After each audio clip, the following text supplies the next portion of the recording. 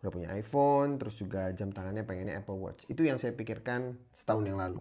Akhirnya saya punya si Apple Watch ini, Apple Watch SI 2, pakai buat olahraga doang gitu kan. Selebihnya ya udah disimpan. Dan sampai akhirnya banyak yang saya lihat di internet gitu tuh kan, mereka pakai buat tidur, dan saya akan coba pakai juga. Kira-kira nanti hasilnya kayak gimana? Apa sih sebenarnya trackingnya itu untuk apa dan apa manfaatnya? Malam ini saya pengen coba dipakai buat tidur. Apple Watch SE-nya sudah dipakai sebelum tidur pukul 21. Saya akan coba pakai. Saya udah set sih kurang lebih sekitar jam 10.30 waktu istirahatnya sampai jam 5. Gitu kan. Syukur-syukur bangun lebih awal. Udah semalaman saya pakai dan didapatkanlah data seperti ini, oke.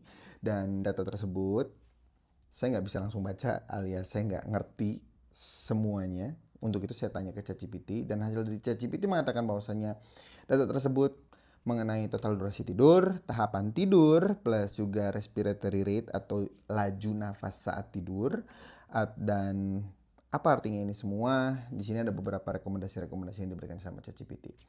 Kalian bisa lakukan sendiri bagi yang punya Apple Watch untuk langsung tanya ke ChatGPT kayak gini. Tapi ada satu hal yang pada akhirnya saya jadi temukan mengenai si Apple Watch ini. Jam ini nggak lebih dari tracker. Mungkin bentuknya keren, terus juga satu ekosistem dengan handphone kita gitu tuh kan ya. Kalau kalian pengguna iPhone pasti nanti akan kombonya dengan si Apple Watch ini gitu. Namun nggak lebih dari itu, udah itu aja gitu tuh.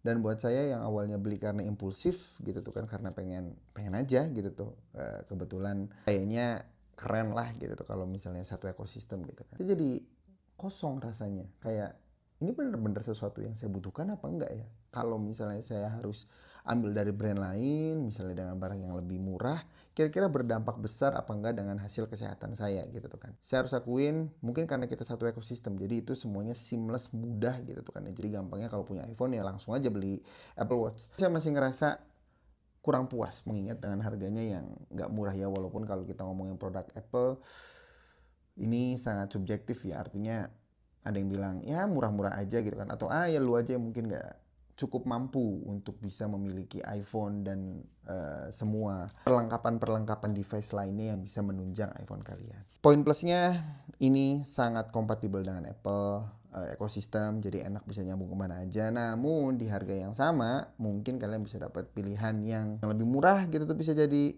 kalian bisa lebih consider lagi. Kalau saya karena kebetulan sudah punya, mungkin ini akan tetap saya pakai sambil terus menggali apa-apa saja hal-hal yang bisa saya maksimalkan